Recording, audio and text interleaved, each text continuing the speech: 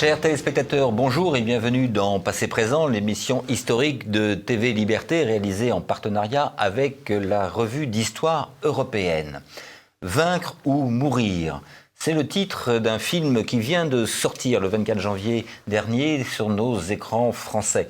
Il relate l'incroyable histoire, l'héroïque histoire de celui qu'on a pu appeler le roi de Vendée. Il s'agit de François Athanase Charette de la Contrie, le chef vendéen. Et qui de mieux pour nous parler de la Vendée que Reynald Secher.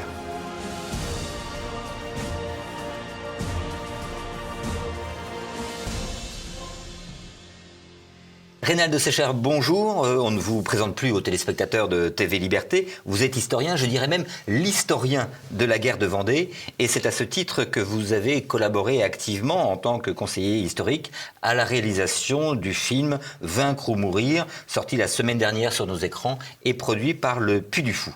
Ce film nous fait revivre l'aventure flamboyante et héroïque de celui qu'on a pu appeler le roi de Vendée. Je veux dire Charette, François Athanase Charette de la Contrie. Alors, avant d'aborder la vie de ce chevalier, quelques mots sur le film. Au début, je crois qu'il était question plutôt de faire un documentaire. Et vous vous étiez donc impliqué en tant qu'historien. Et pourquoi le changement de format? Alors, au début, effectivement, c'était l'idée de Nicolas de Villiers, c'était de faire ce qu'on appelle un docudrame. C'est-à-dire qu'on prenait X historiens et on leur faisait raconter l'histoire de la Vendée, tant au niveau du fond qu'au niveau des expressions, oui, etc., et des événements. Et puis, il y avait des tournages de scènes, des tournages sur les lieux historiques, etc. C'est ce qu'on appelle le docudrame.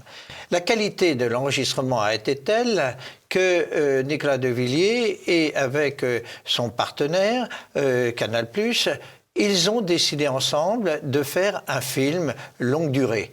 Et ce film, ce qui était extraordinaire, c'est qu'il a été tourné en 18 jours. 18 jours. Alors le rôle des historiens, qui est un rôle évident dans le cadre du docudrame, a évolué. C'est-à-dire que Nicolas de Villiers a retenu 5 historiens et nous présentons en fait le début du film parce que c'est un film qu'on ne peut pas comprendre s'il n'y a pas une introduction parce que cette histoire, elle est négligée dans l'enseignement officiel, elle est négligée par les médias et c'est un moyen d'expliquer ce qu'est ce film, aussi bien en termes d'événements, parce qu'on parle de Charette, l'homme le plus recherché de France à l'époque, mais aussi en termes de rupture de la société. C'est-à-dire que avec la Révolution française, à tout jamais, il y aura le avant et le après, et dans ce mouvement de rupture, de cassure, il y a la Vendée.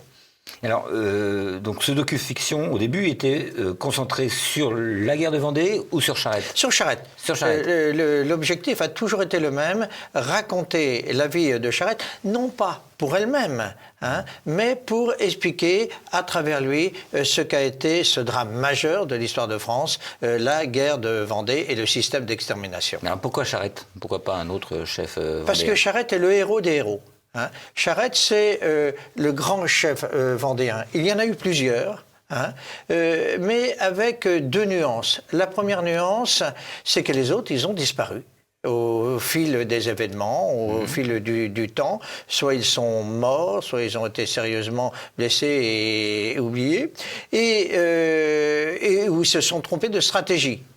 Charette a survécu, un peu comme Cadoudal pour la chouannerie. Il a survécu, oui. Il a traversé l'histoire. Et surtout, Charette a un génie que les autres n'ont pas compris, un génie de circonstance, c'est-à-dire qu'il a compris ce que le film exprime très très bien, qu'il fallait surtout pas quitter le territoire vendéen, c'est ce qu'on appelle la virée de Galerne, et surtout rester en Vendée pour être plus fort, plus puissant face à l'adversité. Et Charette est le grand stratège de la Vendée militaire. On parlera effectivement tout à l'heure de ses qualités militaires. Donc vous avez participé, est-ce qu'une fois qu'on a abandonné le côté docu-fiction, vous avez continué à participer à l'écriture du film? Pas du tout. Pas du tout. Non, non. Vous aviez livré la matière J'ai livré, historique. et on verra notre travail, je pense, dans le cadre des DVD qui seront vendus dans un deuxième temps.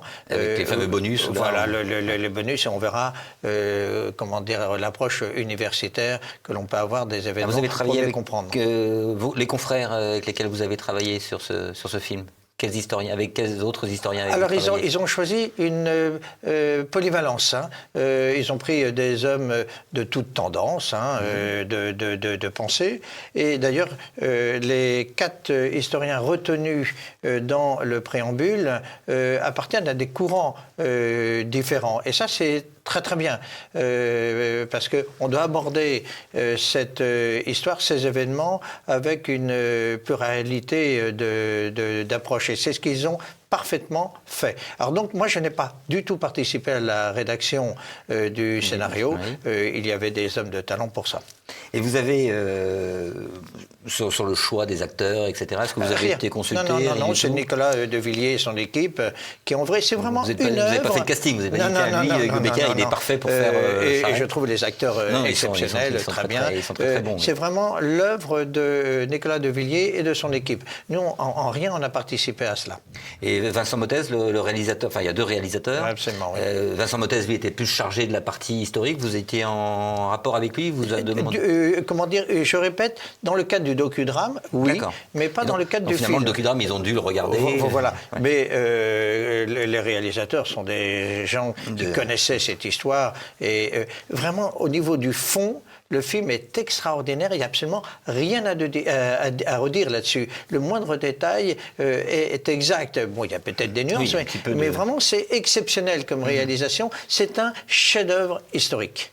Un chef-d'œuvre historique. Alors, est-ce qu'il y a quand même une petite place il y a une petite place qui est donnée à la fiction? Est-ce que peu. Je peux vous dire que j'étais surpris par la qualité de l'approche historique. Alors que ce ne sont pas des historiens, mais vraiment c'est exceptionnel. Je dis oui à tout. Alors, moi, ce qui m'a frappé également, c'est la qualité de la reconstitution des combats. Mais là, je crois qu'on a fait affaire avec les figurants du Puy du Fou, donc ils connaissent ça par cœur. Donc, vraiment, les combats, enfin, on va dire, nos téléspectateurs, les combats sont remarquables. Assez remarquables. J'ai trouvé, on a une vraie qualité. C'est la qualité du Puy du Fou. Oui, voilà. Et puis, il est filmé, mais avec des caméras au ras du sol. Et puis, le cadre aussi, c'est un cadre vendéen.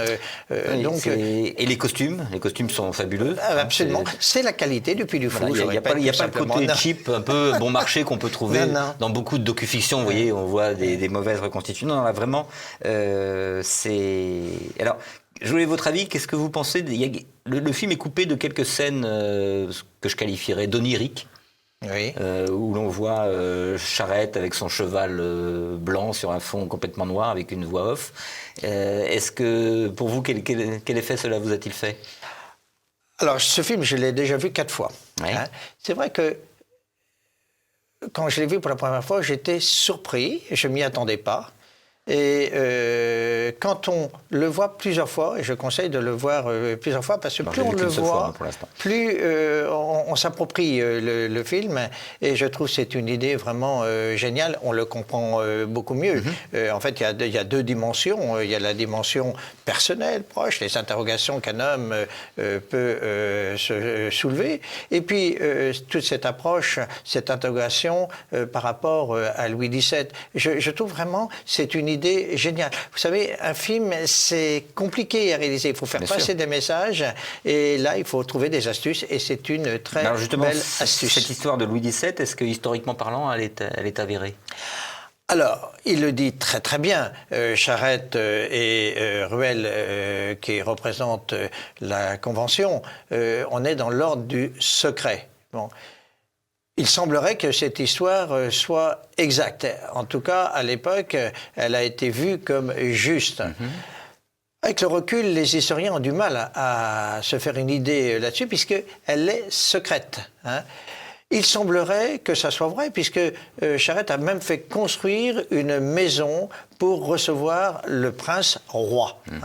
Et on ne fait pas construire une maison s'il n'y avait pas une réalité. Et la deuxième chose, il reprend les armes lorsqu'il apprend effectivement que le prince roi est mort. Non, parce que je rappelle à nos téléspectateurs qui n'ont peut-être pas encore vu le film, c'est ça. Charette accepte de déposer les armes, mais en échange que Louis XVII soit protégé, voire soit protégé. Il y a un protocole, comment dire, de conditions pour le dépôt des armes. Mais là, on a les textes de cela. On C'était a secret. les textes, évidemment, puisque le traité est un traité officiel.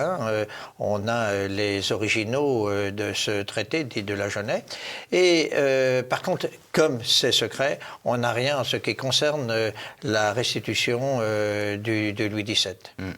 Alors revenons à Charette maintenant. Le personnage de Charette, il est né en 1763, donc il a 26 ans au moment de la Révolution. J'allais dire, quelle est sa carrière? Qu'a-t-il fait de sa vie à 26 ans? Il est militaire, il est marin? Il est marin. Le meilleur livre en la matière, c'est celui de Philippe de Villiers. Il a parfaitement bien cerné l'histoire. En fait, Charette, c'est le De Gaulle vendéen. Je vais peut-être faire sursauter nos téléspectateurs. C'est vraiment les circonstances qui fabriquent l'homme. C'est la plupart du temps une vérité. Et donc, Charette, c'est pas un homme exceptionnel, c'est un homme parmi tant d'autres. Il devient marin parce qu'il faut embrasser une carrière, c'est la marine. Il n'est pas à l'aise sur le bateau, il n'est pas à l'aise à commander, il n'est pas à l'aise avec son entourage. Les circonstances de son mariage expriment bien les caractéristiques de sa personnalité. Son mariage, parce que dans le film, on ne voit pas. Son mariage, on voit pas sa femme d'ailleurs dans le film. Si, on la voit. Oui. Et tout début alors. Peu. Avec l'enfant. Oui. Et en fait, il tombe amoureux d'une jeune femme et il va voir la mère de cette jeune femme pour solliciter sa fille. Et sa mère lui dit non, tu n'épouseras pas ma fille, mais tu vas m'épouser moi. Bon, et il accepte. D'accord. Donc c'est pas un homme exceptionnel, c'est pas un homme ambitieux, c'est pas un homme d'envergure, etc. Et Philippe de Villiers explique qu'on l'appelle le grillon. Bon, c'est-à-dire c'est un homme transparent, qui s'adapte aux événements, etc. C'est vraiment le soulèvement qui fabrique le héros. Quelle vie vit-il jusqu'au soulèvement? Il est... c'est un obro. Donc lorsqu'il il a des biens, beaucoup de biens, il est riche, pas trop. Pas trop. C'est un petit obro vendéen. Et donc... il n'a pas de fortune personnelle et tout va se jouer à fond de close, le film le dit très bien, lorsque les paysans viennent le chercher. Mais même là, ce n'est pas un héros, je dirais même c'est un anti-héros. Vous savez, c'est un militaire et qui a conscience qu'en face des Vendéens, vous avez la plus grande armée du monde, la plus grande marine. C'est tout le génie des Bourbons, c'est qu'ils ont compris deux choses. Un, qu'il fallait être puissant militairement si on voulait s'imposer sur terre, et qu'il fallait être puissant au niveau de la marine si on voulait s'imposer sur mer. Et le génie de Louis XVI est le suivant, parce qu'il faut bien comprendre Louis XVI. Louis XVI, c'est un grand homme d'État. Vous savez, il a compris que c'est la maîtrise des flux qui générait la richesse. Et à l'époque, la maîtrise du flux, c'est la maîtrise de l'eau, de la marine. Et c'est pour ça qu'il va investir autant dans la marine, qui devient la première marine au monde. Elle supplante la marine britannique. Vous voyez, les Bourbons ont une conscience précise à la fois de l'art militaire, mais aussi de la science économique. Et donc Charette, lui, continue de mener sa vie malgré la Révolution. J'allais dire, il pense à aucun moment à immigrer, quoi que ce soit. Il n'est pas embêté. Vous savez, c'est comme beaucoup de chefs chouans ou de chefs vendéens. Ils constatent l'évolution des événements, la rupture dont je parle en introduction. À tout jamais, il y a le avant et le après. C'est facile de voir ça après les événements, mais quand on est dans l'événement, comme nous pouvons l'être en ce moment, on ne se rend pas compte des choses. Et donc, il est subi. Il ne comprend pas exactement ce qui se passe. On est à la fin de l'Ancien Régime, on est au début de la période contemporaine, donc période de fracas, de rupture, de violence, à la fois intellectuelle, physique, politique, etc., spirituelle. Bien, une violence totale, absolue. C'est une première dans l'histoire de France. Il y a eu le XIIIe siècle, avec tous ces débats philosophiques, etc., qui a entraîné des mai 68, comme on ne peut pas imaginer de nos jours, des combats de rue, etc. Mais il n'y a pas eu de rupture, de fracture. Là, il y a une rupture et une fracture qui se traduit par une extrême violence, on va en parler tout à l'heure sans doute, par une extrême violence. Il la regarde comme spectateur et non pas comme acteur. Et il ne veut pas d'ailleurs rentrer dans ce combat. Ce n'est pas son affaire. Et il pense qu'avec le temps, les choses vont évoluer et que la paix va revenir au niveau français et au niveau international. C'est un spectateur. Bon. Et il ne veut pas participer, et surtout pas avec des paysans qui, pour lui, sont absolument incompétents dans cette confrontation. Ils sont incompétents, mais eux-mêmes, ces paysans, savent qu'ils sont incompétents puisqu'ils viennent le chercher. J'en suis pas si sûr. Non. Parce que... c'est ce qui est montré dans le film, du moins. Oui, avec quelques nuances, parce qu'ils y vont. Donc, au niveau individuel, au niveau des paroisses, ils veulent y aller au nom de la liberté. Et notamment la liberté de conscience. Oui. En fait, les défenseurs de la liberté, ce ne sont pas les révolutionnaires, ce qu'elles comblent, mais c'est le paysan de bas. D'ailleurs, il n'y a pas de spécificité vendéenne. C'est 70% de la population française qui s'insurge contre l'évolution des événements, contre la dictature de l'État central, de la dictature de Paris, puisque tout se passe à Paris. Bien. Et donc, c'est une révolte populaire. La révolte vendéenne, à la différence de beaucoup de révoltes qui se déroulent en même temps, est une révolte populaire. C'est une révolte spontanée. C'est une révolte qui vient de la base. Il n'y a pas de prêtre, contrairement à ce qu'on a pu dire au XIXe siècle, et je l'entends encore, ou de nobles qui se soient mis spontanément à la tête de l'insurrection. Ils sont même hostiles, pour les raisons que je viens de vous dire. Et Charette ne départ pas en la circonstance. Il est comme tout le monde, il a la conscience de la situation, et il sait, lui, parfaitement que face à cette armée, eh bien, le paysan ne fera pas le poids. Bon. Mais il n'a pas compris qu'il y a une volonté démocratique, en conscience partagée, je dirais presque unitaire, pour combattre la dictature au nom de la liberté. Ça, c'est quelque chose d'incroyable. Et il va le comprendre dans cette confrontation d'une extrême violence qui va durer quelques minutes et qui se passe à fond de close. On voit cette scène, et d'ailleurs, elle est assez subtile, parce que la légende dit... Oui, on a l'impression qu'il est caché derrière un rideau. Non, en fait, la scène, elle est connue, c'est-à-dire que on dit que Charette, lorsqu'il a appris que les paysans rentraient chez lui pour le chercher, parce qu'ils veulent un chef, vous voyez, ils sont conscients à la fois de la nécessité de combattre et de leur faiblesse dans l'art militaire, donc la nécessité en la matière, dans le lieu, de prendre un chef issu de l'armée. Ce qui n'est pas vrai du tout dans les Mauges, où on va choisir un paysan. Et d'ailleurs, ce n'est pas par hasard si le premier généralissime des armées vendéennes est un paysan Cathelino, Jacques Cathelino. Bien. Lui, c'est un paysan. C'est un paysan. Un roulier. C'est un paysan et on le choisit parce que justement il s'est mis spontanément à la tête, lui, des paysans insurgés, alors que aucun noble ne l'a fait. Bien. Et Charette, lorsque il entend les paysans envahir sa demeure, la légende dit qu'il s'est glissé sous son lit pour pas y aller tout simplement. Et en fait, les paysans auraient tiré le lit et l'auraient découvert en dessous. Donc ça, c'est la légende. C'est la légende. Et d'ailleurs, le réalisateur, subtilement, dit bien qu'il connaît cette légende, puisqu'il met cette botte sous le lit. Et alors, on ne sait pas exactement ce qui s'est passé. Le réalisateur fait une très jolie scène là, à ce moment-là, parce que les paysans dénoncent la lâcheté de leur futur héros.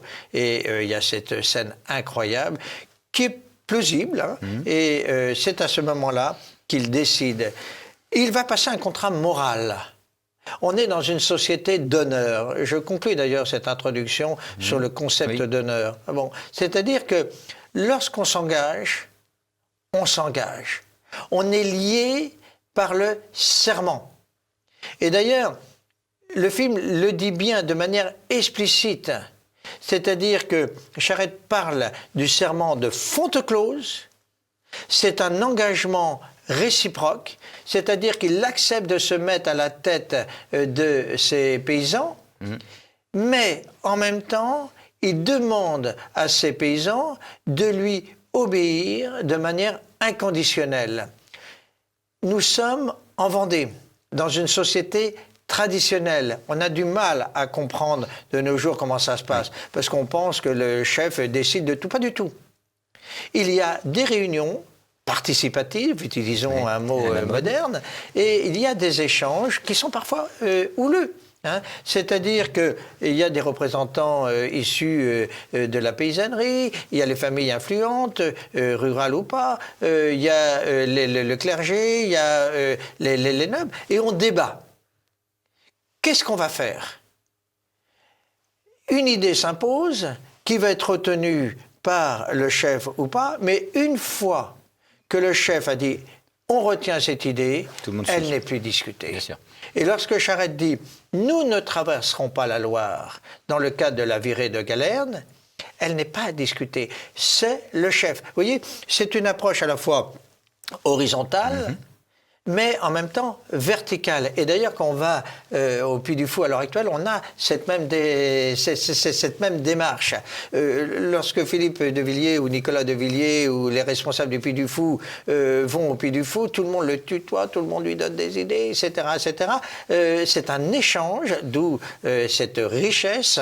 Et une fois que la décision elle est prise, on obéit au chef. Voilà. Et donc, en l'occurrence, c'est très très bien vu cela. Le chef dicte et on obéit. Donc justement, ces paysans qui trouvent enfin leur chef, ce sont des gens qui ne sont pas habitués à se battre, qui se sont déjà battus. Alors, il y a deux nuances. Sous l'Ancien Régime, contrairement à ce que l'on dit, il y a le service militaire obligatoire. Ça s'appelle la milice de mer et la milice de terre. Alors la milice de mer, comme son nom l'indique, concerne les populations riveraines de l'océan, et la milice de terre concerne l'intérieur des terres. C'était un service local qui devait être rendu ou c'était... Non, c'est un service national. Hein. Chaque jeune homme doit 7 ans à la couronne. La couronne utilise peu cela, hein. Donc il y a peu de conscrits. Mais en même temps, il y a une deuxième dimension. Nous sommes dans le pays du braconnage. Donc on est quasiment avec une fronde et avec un fusil, où on se sert d'une arme. Moi qui suis issu de ce pays, à 5 ans, je savais jouer avec la fronde pour tuer un oiseau. M'expliquer comment on fait. Il y a plusieurs types de fronde, mais ça, c'est un autre débat. Bon, donc ils ont ça dans le berceau. C'est comme ça. C'est-à-dire que ce sont des braconneurs. Et là, nous sommes dans le marais breton. C'est-à-dire des gens, ils ont une liberté absolue pour braconner et tout le monde sait manier l'arme. Et en l'occurrence, ce qui manque pour les Vendéens, c'est l'obéissance. Oui. C'est-à-dire que ce sont des indépendants, des individualistes, et là, il va falloir leur apprendre à obéir, à se coordonner, etc. Et ça me rappelle le percepteur de Leroux-Botreau qui s'enfuit avec la recette du trésor et puis qui revient dans ses bureaux et qui va tomber sur un camp d'entraînement. Alors, on connaît peu cela, mais il semblerait qu'il y a eu des camps d'entraînement où on a entraîné la population au maniement des armes dans le cadre d'une structure avec évidemment un embryon d'armée. Bon, tout ça, je répète, les chefs nobles de la Vendée militaire sont tous des militaires. Donc, ils vont entraîner leurs soldats. Pour la chouannerie, on connaît ça parfaitement, hein, avec la rouerie, etc. Pour la Vendée, c'est un peu moins connu, mais il semblerait qu'il y ait des camps d'entraînement un peu partout. Là, ils disposent de quel type d'armes et on a quoi? Des armes déjà de paysans à la base, j'imagine, qui sont des armes redoutables. Alors, des fourches, des faux, des fléaux. On a trois types d'armes. Hein. La première arme, évidemment, c'est tout ce qui est fusil, pistolet, et où se les etc. procurait-il On est dans un pays de la braconne. D'accord. Donc, dans chaque famille, il y a un fusil. Il y a des armes ici et là, comme à l'heure actuelle en France. Et puis après, au fil des combats, j'imagine qu'ils devaient récupérer avec du ce matériel. tournant incroyable, lorsque les Vendéens s'emparent de Saumur, alors là, c'est une quantité d'armes incroyable. Ça, c'est le premier type d'arme. Deuxième type d'arme, c'est les armes qu'on utilise, je vous parlais de la fronde, etc., dans le cadre de la chasse. Bien. Donc, on a des armes dont on sait qui sont des armes rurales, qui ont disparu, parce qu'on est dans la fragilité du matériel, et qui ont disparu, mais qu'on sait manier. Vous savez, une fronde, c'est incroyablement redoutable. Oui. Et la troisième type d'arme, c'est évidemment les outils. Hein. Et là aussi, il y a une supériorité de l'outil parce que lorsque vous avez une faux retournée avec un manche, l'épée ne fait pas le poids. Donc la faux est beaucoup plus efficace que l'épée. Et ce qui explique que lorsque les Vendéens auront suffisamment de fusils, de pistolets et qu'ils vont compléter par tout ce matériel que les Vendéens, dans les combats, sont supérieurs. Et en plus, vous avez le contexte. Et donc Charette, comme tout chef, s'entoure également d'adjoints. D'adjoints, bien entendu. Il y a Prudent de la Rubrie, il y a Coëteux. Donc, alors, qui sont ces hommes? Ce sont des militaires. Hein, ce sont des militaires également. La plupart du temps. Mais ils s'entourent aussi des représentants des fabriques. Alors les fabriques, c'est la structure qui gère les paroisses. Oui. Et là, il y a une certaine élite. Parce que sous l'Ancien Régime, le représentant de la paroisse, qui va devenir commune, sont automatiquement des gens qui pensent et qui ont de l'argent. Parce qu'ils sont responsables sur leurs biens, de leur gestion. Vous imaginez à l'heure actuelle? Oui. Bien. Et donc là, on a une élite naturelle qui s'est imposée, voyez, et des gens qui sont bien perçus par la population. Hein, ce qui explique que la fabrique va jouer un rôle déterminant pour le recrutement de l'armée, parce qu'il y a toute une tradition avec un général de paroisse. C'est exactement la même chose que de nos jours au sein des communes. C'est exactement le même fonctionnement, sauf que là, il est vraiment démocratique et il est basé sur la qualité des gens, la qualité à la fois humaine, mais aussi de gestion. Donc ces adjoints, il a un petit état-major, donc effectivement on voit à un moment certaines discussions, mais c'est lui qui prend la décision. Et bien, on connaît un peu le caractère de Charette, parce qu'il est souvent décrit comme un peu buté, un peu voire violent, secret. C'est pas un personnage très... Est-ce que c'est un personnage sympathique? Alors, en tant que Vendéen, oui. Oui. Et Charette, comment dire, a toujours été perçu par les Vendéens comme un homme sympathique. Il a son caractère. Il a du caractère. Il est charismatique? Il est charismatique. Hein. D'ailleurs, ça se voit parfaitement dans le film. C'est un homme de son temps. C'est un homme de son monde. Hein, à la fois le sérieux, quand il faut être sérieux, léger, quand il faut être léger. Et d'ailleurs, il y a une scénette qui est très intéressante. Lorsqu'ils font la fête, oui. Il y a ce trilogue. Hein, il y a Charette, il y a ces militaires, hommes et femmes, c'est intéressant on en parlera, à noter. On va en parler des femmes. Et puis, il y a la parole du prêtre, qui rappelle tout de même que... Et Charette va voir le prêtre en disant, il y a un temps pour tout, hein, il y a un temps pour la prière, c'est votre temps. Il y a le temps de la guerre, c'est mon temps. Et il y a le temps de l'amusement, c'est notre temps. Et nous le partageons. Donc, ne mélangeons pas les choses. Nous sommes dans le marais. Le marais, c'est le maraîchinage, etc. Vous voyez, donc tout ça, c'est très particulier. On est à la limite du bocage. Bon, vous voyez, tout ça, c'est une atmosphère très particulière. Et si on n'est pas du pays, on ne peut pas comprendre. Et le réalisateur a très bien vu cela, ces nuances, ces spécificités. C'est très, très bien rendu. Et là, il y a peu de contacts, on voit peu les autres, on ne sait pas trop ce qui se passe ailleurs en Vendée. Tout est très centré sur Charette, bien sûr. Mais est-ce qu'ils avaient des contacts entre chefs militaires Oui, bien dans sûr. le pays? Il y a eu des contacts. Alors, si on se met du côté de Charette, qui a une idée précise de la situation, qui sait ce qu'il ne faut pas faire et qui sait ce qu'il faut faire. C'est ce que je vous disais tout à l'heure. C'est un vrai tacticien, un vrai stratège plutôt. C'est vraiment un stratège.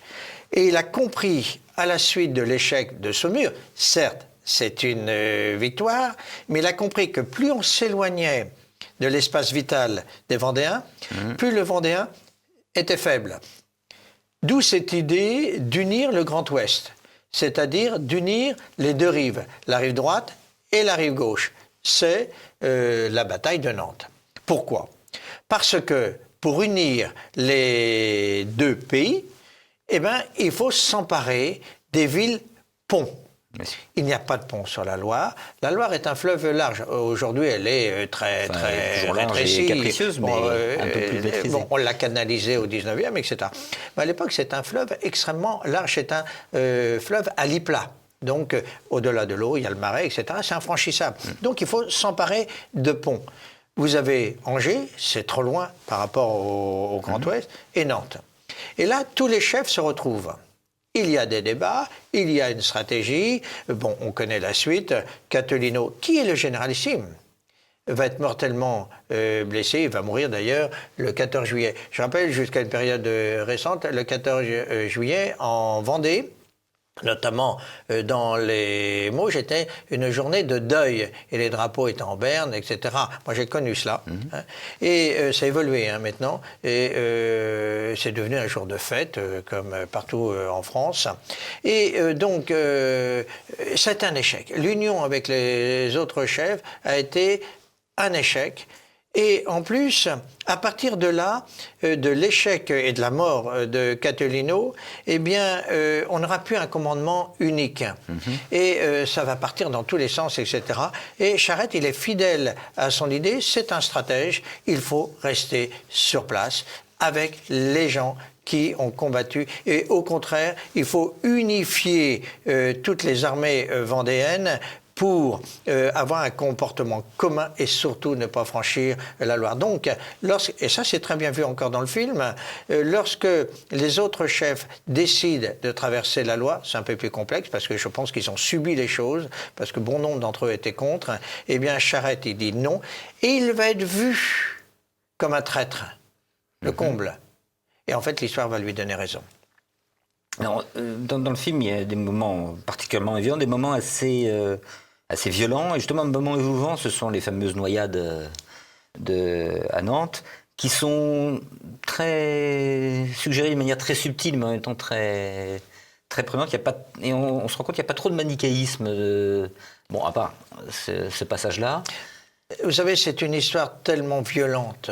La guerre de Vendée. Il n'y a presque pas, il y a pas de parole, c'est muet comme passage dans le film. Parce qu'on est dans ce qui donne beaucoup de profondeur. Oui, on est dans l'inimaginable, dans l'indicible.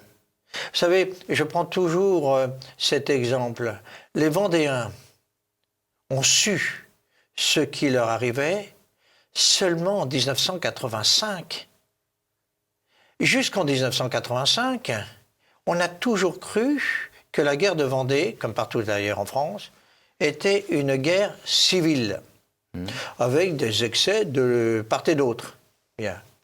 Il a fallu attendre 1985, grâce à un homme extraordinaire, qui est Jean Meyer, qui s'est arrêté et qui a essayé de réfléchir sur la nature profonde de la guerre en Vendée, et qui se pose la question, c'est à l'intérieur de cette guerre, il n'y avait pas une autre dimension qu'à l'époque il ne maîtrisait pas, et il a fait ce choix que l'on connaît de me choisir comme étudiant pour réfléchir sur la question. Et ce n'est qu'en 1983, puisque ma thèse je l'ai soutenue en 85, que je vais découvrir qu'à l'intérieur de la guerre civile, vous avez un système d'anéantissement et d'extermination.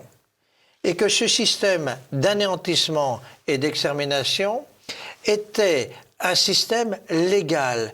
Nous sommes le seul pays au monde où le peuple souverain, en conscience partagée, a décidé l'extermination d'une partie de lui-même, non pas pour ce qu'il a fait, mais pour ce qu'il est. C'est la matrice de tous les génocides du XXe siècle. Et d'ailleurs, les criminels du XXe siècle ne s'y sont pas trompés. Et leur référence est bien la Vendée. C'est ce que dit Solzhenitsyn lorsqu'il vient en Vendée pour le bicentenaire. Et lorsque Stéphane Courtois fait paraître son livre sur Lénine, il a très bien cerné ça, en notant le nombre de fois que Lénine fait référence à la Vendée et le système de dépopulation. Vous voyez, ce n'est pas par hasard si Gracchus Babeuf, qui a écrit un livre interdit à l'époque du système de dépopulation en Vendée, a été une référence pour les soviétiques. Vous voyez, rien n'est lié au hasard. Bien. Et donc, il a fallu attendre 1985, et je dirais même 2011, pour découvrir que ce plan d'anéantissement et d'extermination ne se résumait pas seulement à l'affaire Thureau.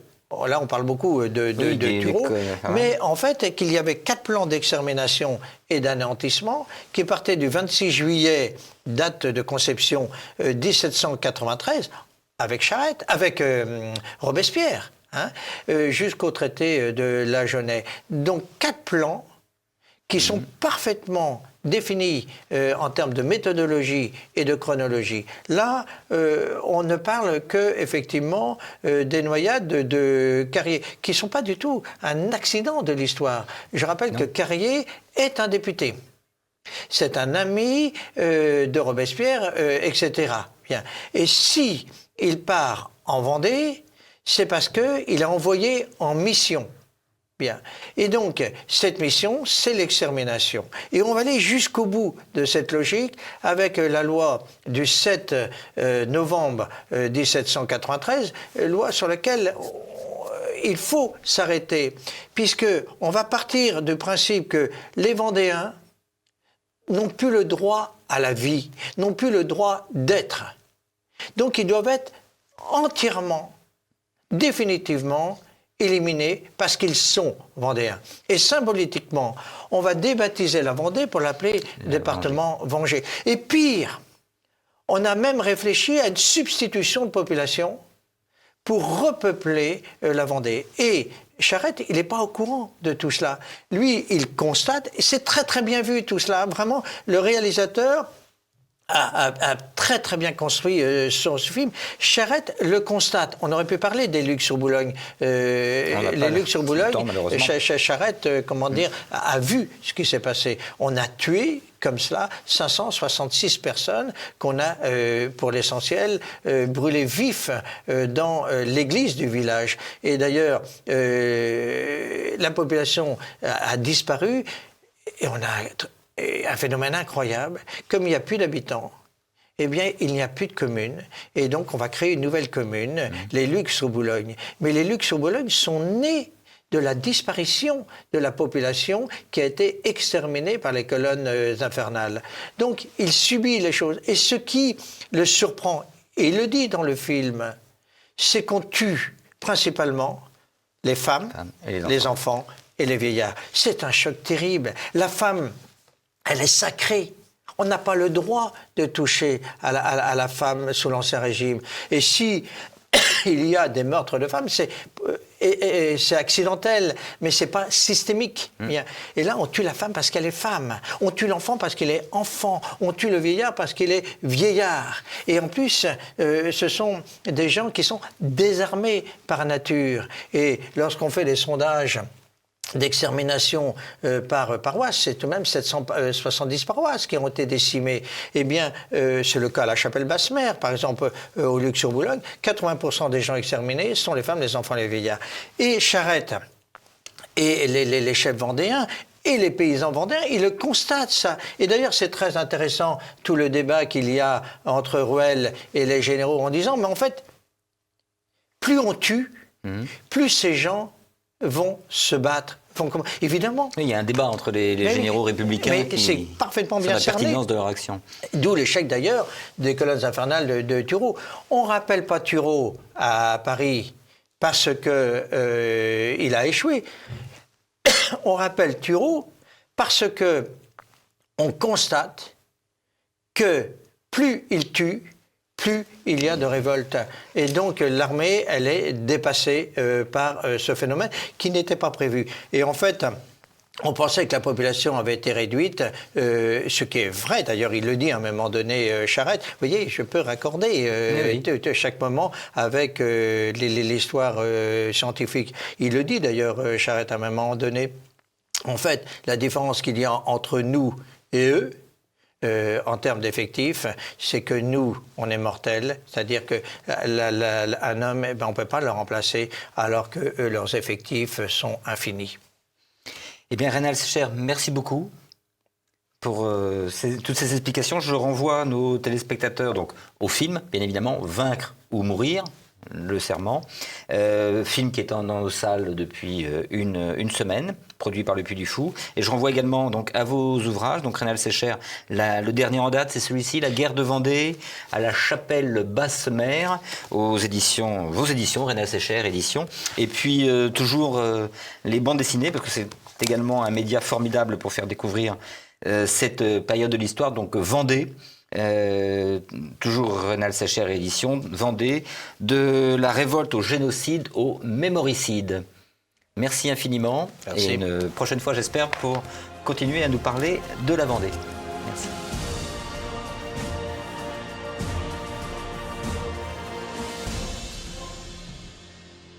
Merci encore à notre invité. Nous allons maintenant retrouver Christopher Lannes et la petite histoire. Mais en attendant, n'oubliez pas de cliquer sur le pouce levé sous la vidéo et de vous abonner à notre chaîne YouTube. À la prochaine.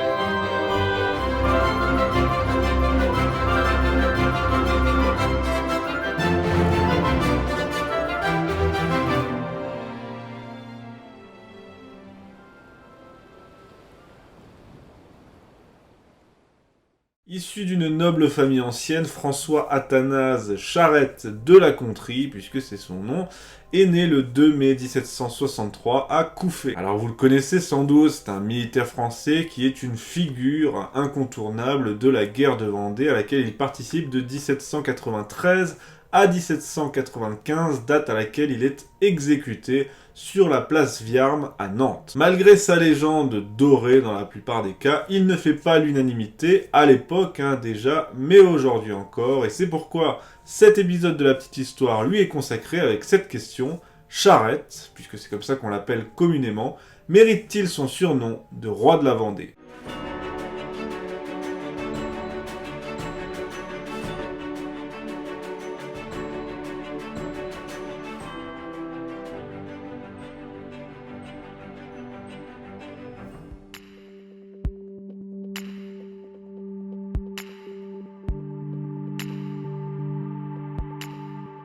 Après avoir fait ses études à Angers, Charette va entrer à 16 ans dans la marine. Il va participer à diverses opérations dans les Amériques, mais aussi en Méditerranée, dans la lutte contre les barbaresques. En 1789, lorsqu'éclate la Révolution, il est alors lieutenant de vaisseau et il présente sa démission en 1790. Et bien qu'il est contre le principe de l'émigration, eh bien il va partir pour Coblence. Néanmoins, il va pas tarder à revenir en France en 1792 pour défendre la famille royale. Et d'ailleurs, il est présent lors de l'assaut des Tuileries le 10 août 1792. Il va échapper au massacre, il va s'enfuir, mais il va être rattrapé est arrêté, puis sera libéré sur l'intervention de Dumouriez. Il va alors tranquillement se retirer dans son manoir de Fonteclose, situé dans le Poitou, lorsque en mars 1793, l'insurrection de Saint-Florent éclate. Après avoir perdu leur chef lors de la défaite de Pornic, les insurgés vont venir frapper à la porte de Charette pour lui proposer de le remplacer. Dans un premier temps, Charette n'a pas envie de se mêler à ces histoires et, nous disent certaines sources, il reste un temps caché sous son lit en attendant que les insurgés s'en aillent. Soit c'est pas vrai et là c'est pas sympa pour Charette, soit c'est vrai, et là c'est limite quoi. Hein. Quoi qu'il en soit, le résultat est le même, puisqu'il décide finalement de prendre la tête des insurgés, à une condition, et il le dit, soit, mais je commande, et l'on m'obéit. Et c'est comme ça, à partir de maintenant, que ça va se passer avec Charette, parce que lui maintenant, il rigole pas. Ça y est, il est sorti de sous le lit, ça rigole plus. Bref, il prend la tête de ces gens, qui sont alors au nombre de 4000 environ, hein. C'est des paysans qui sont armés de quelques fusils, mais surtout des fusils de chasse, hein, mais surtout de piques qui sont absolument pas disciplinés. Néanmoins, Charette prend leur tête et ils retournent vers Pornic, puis prennent la ville. Charette va continuer à diriger sa petite troupe, il va ensuite être amené à diriger des éléments de meilleure qualité, comme des déserteurs républicains et même une cavalerie d'élite constituée de nobles bretons. Il va livrer quelques batailles, enfin batailles entre guillemets, hein, avec brio contre les républicains, par exemple le 30 avril 1793, il les empêche de prendre le G. Mais malgré tout, pour l'instant, il fait cavalier seul et il ne s'est pas joint à la grande armée vendéenne qui s'apprête à prendre Saumur. La grande armée vendéenne, qui est dirigée par Catilino, va donc prendre Saumur, puis ce même Catilino va entendre parler des exploits de Charette et va lui proposer de se joindre à lui pour l'attaque de Nantes. Charette va donc participer à cette attaque de Nantes, il sera le premier sur le champ de bataille, nous dit-on, à lutter dans les faubourgs. Lors de cette attaque, Catilino a été tué, la Charette va espérer être nommé à la tête de l'armée vendéenne, mais pas de chance puisque c'est LB qui va être nommé à sa place. Charette va ensuite s'illustrer par la prise de l'île de Noirmoutier afin de faciliter les communications entre les insurgés vendéens et les Anglais. On commence de plus en plus à parler de lui pour ses exploits. Hein. L'île de Noirmoutier disposait de nombreux canons, ce qui n'a pas empêché Charette de prendre cette île en passant à marée basse.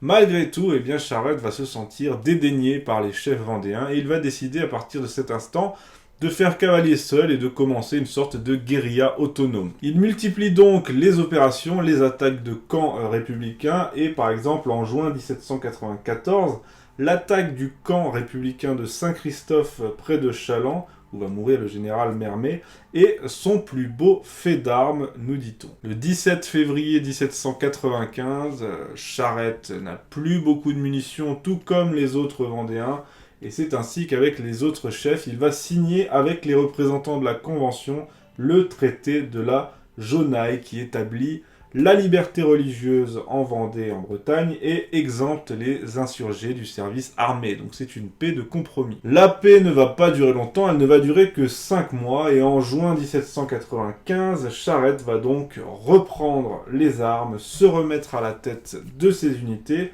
et là il va recevoir des armes et de la poudre et des fonds également en provenance d'Angleterre, qui soutient la révolte. C'est à ce moment que Louis XVIII, qui est le frère de Louis XVI, va lui écrire une lettre en lui conférant le grade de général de l'armée catholique et royale. En octobre 1795, sa grande mission va être de tenter d'organiser la venue du comte d'Artois avec l'aide des émigrés et des Anglais. Le comte d'Artois, qui est le deuxième frère de Louis XVI, se trouve à l'Île-Dieu, et donc Charette va se porter sur la côte avec 15 000 hommes, mais finalement, le comte d'Artois, qui est aussi le futur Charles X, ne va pas rejoindre le continent et Charette va être peu à peu abandonné par ses troupes. C'est le début de la fin. D'ailleurs, Charette le sent, lorsqu'on vient lui dire que le comte d'Artois ne va pas débarquer, il déclare « C'est l'arrêt de ma mort que vous m'apportez. Aujourd'hui, j'ai 15 000 hommes, demain, je n'en aurai pas 300. Je n'ai plus qu'à me cacher ou périr.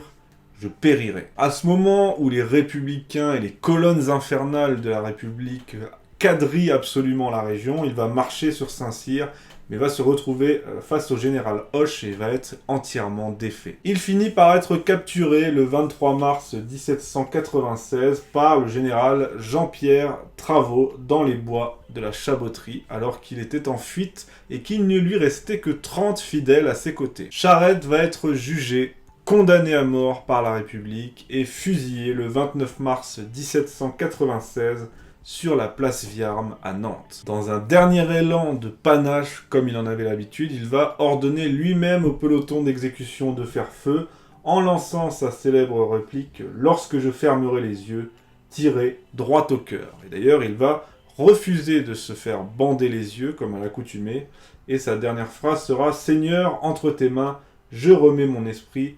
Et au moment de commander le peloton d'exécution pour sa propre exécution, dans un dernier élan, dans un dernier effort, dans une dernière audace, il va se jeter en avant. Voilà comment est mort le grand Charette, l'homme dont la devise était « combattu souvent, battu parfois, abattu jamais ». Alors que penser de Charette, puisque, bon, il y a l'épisode où il veut pas trop aller au combat, ça c'est au tout début.